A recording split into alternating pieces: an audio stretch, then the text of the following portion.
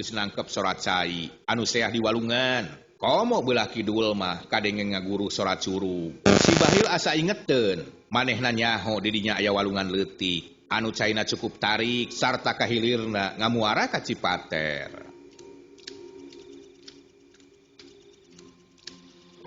Alah, bagja aing jigana di dieu aing bisa ngabebaskeun diri. Sabab aing apal jalan ieu ngaliwatan ka walungan. Make sasak anu teu pati gede teh walungan ieu. Jeung tibatan aing kudu wiwirang di kacamatan. Leuwih hade aing modar di walungan. Sabab aing mah geus kapalang hirup dina cai. Geus eueuh lumampah ka wasero. Bulang peuting di walungan. Benerlah aing di dieu kudu nyelamatkeun diri aing. Alah deui. Kitu cegerentes hatena, terus cengkat hayang sidi ka hareup, tapi sasak can katempo kahalangan ku tangkal jengkol anu nguyupuk ka sisi jalan. Ari Bahjari anu biasana rancingeus jeung waspada teh, harita mangadadak talobe, teu inget kana bahaya, jeung teu inget-inget kana sifatna si Bahil anu geus ahli dina cai. Bahjari ngarasa untung sabab geus hasil newak musuhna. Atuh jongjon we leumpang, sayaga ge teu patipol lantaran boga angkeuhan yen si Bahil dibarogot jeung dikawal kuduaan. Barang tepi ka sisi walungan, reg saria teh ngaraneg, malah inta ge eureun kitu deui si Bahil. Tapi taya nu nyarita, kabeh melong kana sasak anu katempona remeng-remeng jiga anu horea meuntas. Nah, make ngaraneg. Ayo maju terus. Ulah sieun da moal naon. Sok maneh teu heula inta. Terus jang salia si Bahil mah ek disangharupan ku Abah. Sok maju ka dinya. Bahjari marentah lantaran anak buahna kalah eureun. Teu aya anu nembalan, terus laleumpang nurutkeun parentah Bahjari. Anu leumpang teu bisa ngarendeng lantaran sasakna leutik. Ukur mahisa urang, dijieuna tina awi dianyam, lebarna ukur 1 meter kurang. Inta meuntas di heula dituturkeun ku salia, tukangeun salia si Bahil dituturkeun ku Bahjari, sarerea meuntas kalayan tenang, bari jeung ditabeuhan ku sorat cai anu ngaguru.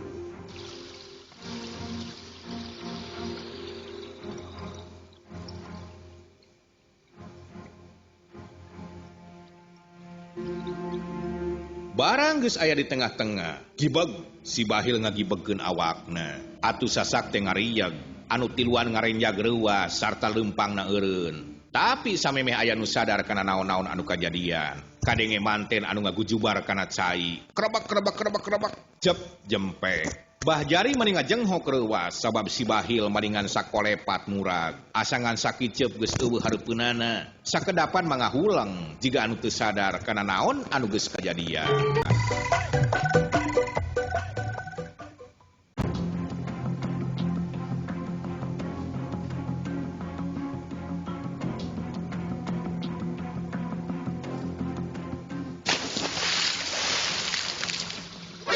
Aya naon, Bah?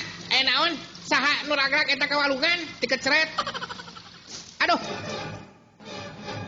Inta Malik bari ngaleper, reuwas campur jeung sieun, bisi baturna ragrag. Muhun, saha Bah? Salia milu nyarita bari Malik. Barang breh, Bahjari ngahuleng mani bengong. Cilaka barulah. Si Bahil teh ragrag oi ka walungan oi. Ragrag. Tikecret.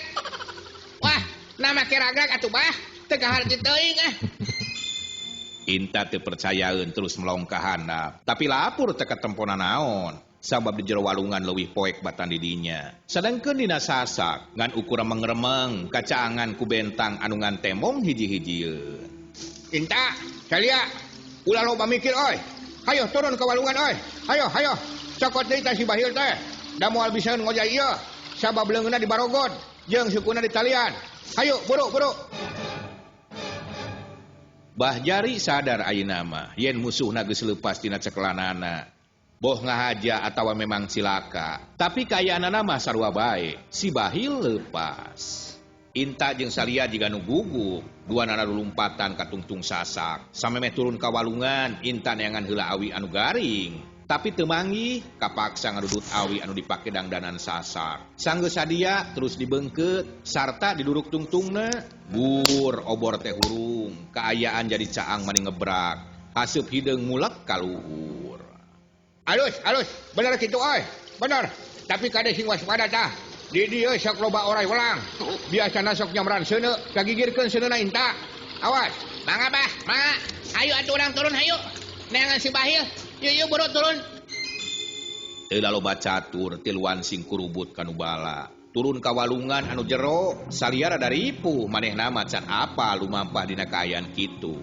Atuh najan caang ge kapaksa ngaraya jeung leper. Sieun ragrag ka walungan, mangkaning peuting, tapi akhirna mah bisa turun kalian salamet. Ngan kacida capekna, napas maning ngahega.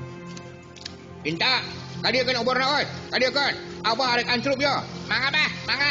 Kade sing atos bah. Aduh, teuing. Inta nyamperkeun, obor diacungkeun ka gigir, pikeun ngajaga bisi aya orai welang anu nyamer. Ari salia ngalugas bedog, pikeun ngajaga diri, bisi aya nanaon. Brus bah jari teh ancrup kana cai, kecebuk leumpang ka tengah. Tapi kakarage tilu lengka, bah jari ngajenghok. Sabab cai teh jaro malah mah pingpingna geus kakeueum. Reg eureun terus ngahuleng.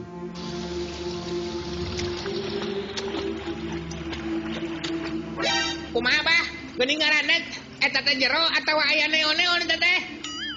Inta nanya jiga anu panasaran. Cilaka oi, cilaka caina jero. Duh, deui. Abah mah cowani teu leuh moyah kieu mah. Bisa aya orai welang. Aduh, kumaha atuh nya oi? Keke, atuh di koeran we ku awi bah. Sugan we atuh si Bahil teh kapanggih tah.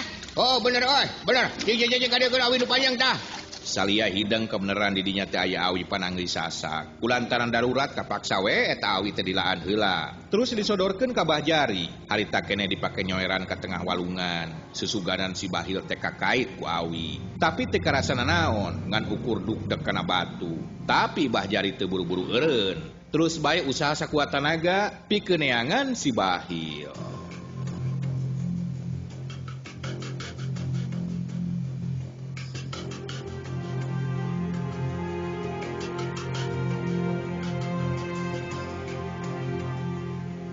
Sajam geus kaliwat, Bah Jari jeung batur-baturna terus-terusan neangan si Bahil, tapi hasilna nihil.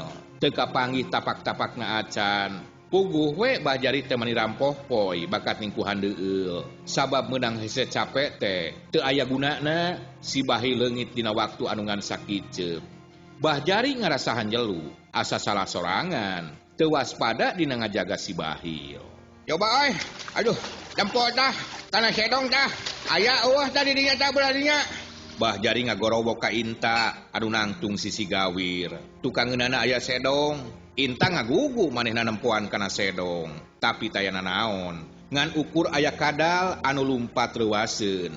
Inta balik deui kok ngomong. Bah, neka mana atuh si Bahil teh nya? Duh, ti karelap atawa palid ka hilir. Asa kaget teuing, teu kaharti ku akal ieu mah yeuh. Pan manehna teh diringkus. Buah-buah aya nu mawa bah. Wah, adinya neh. Nyaho atuh. Ka mana si ka sebelah teh nya. Tang tulain ragrag. Sabab si eta mah ahli dina lumampahna cai. Jiga nama ngahaja luncat. Aduh, deui. Mantak haneueul oi. Salah abah ieu mah. Geus gagabah. Ceuk Bah Jari bari terus hanjat ka darat. Baju jeung calanana barase, tapi si Bahil henteu kapanggih. Tiluan dariuk dina batu sisi walungan. Sorat cai tetep ngaguruh taya eureuna. Angin leutik ngahiliwir mantak tiris. Ngan untung seuneu dina obor. Sanggup ngahaneutan awak, malah Bah Jari ge teu tiriseun teuing.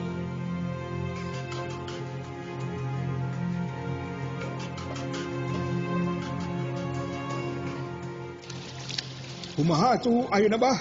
Da balik teras dipilari atawa moal ye?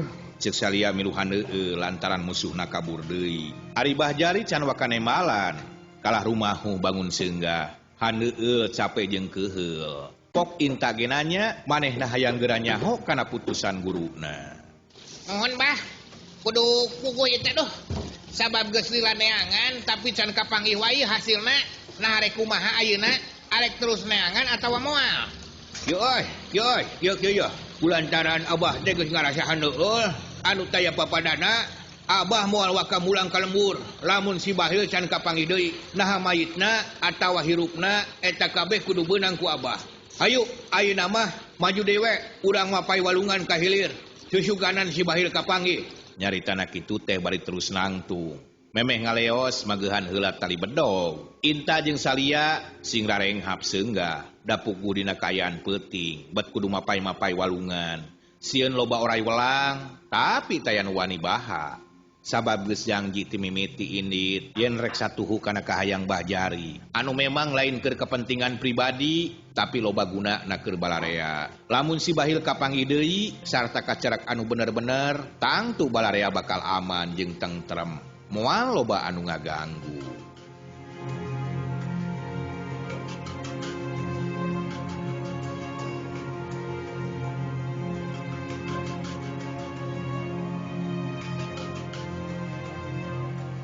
Saterusna Mbah Jari jeung anak buah anu dua laleumpang maju ka hilir neangan si Bahil. Obor ditambah deui ngan Mbah Jari malengo maksudna ngarah leuwih caang.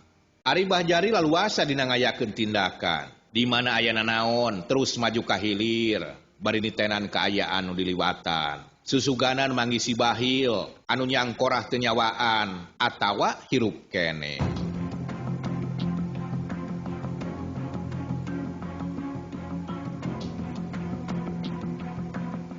Tunda heula lalampahan Mbah Jari jeung anak buahna. Ayeuna urang caturkeun si Bahil. Basa tadi ngaragrakeun maneh ka walungan.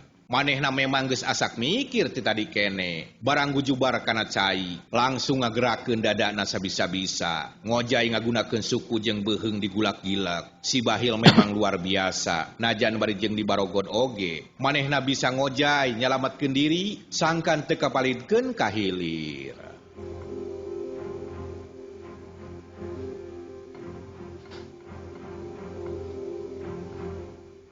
Anu dituju teh walungan belah girang, sangkan teu kapaluruh ku musuh. Barang geus tepi ka sisi walungan, kalacat unggah ka darat. Terus leumpang ke kateyepan, bari luak lieuk bisi aya nu nyusul balad Mbah Jari. Harita teh Mbah Jari jeung anak buahna araya keneh di luhur, keur nyadiakeun obor. Sedengkeun si Bahil mah geus maju ka girang, lelempangan di nubuni, bari tetep waspada, tapi teu terus lempang, reg eureun di nubuni, sanggeus luak liuk sakedeung, bus kana sedong anu barala, gek diuk bari ngahegak, napasna kerep jeung dada asa eungap. Suku karasanya nyautan, jiga nama basa ragrag kana cai, sukuna nincak batu seukeut.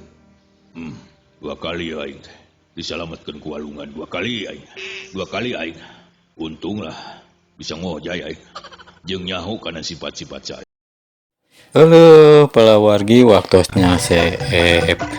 Urang lajengkeun dina dinten anu teu acan tiasa ditangtukeun kumargi kitu ulah hilap tekan loncengna supados teu kantun dongeng Sunda anu salajengna.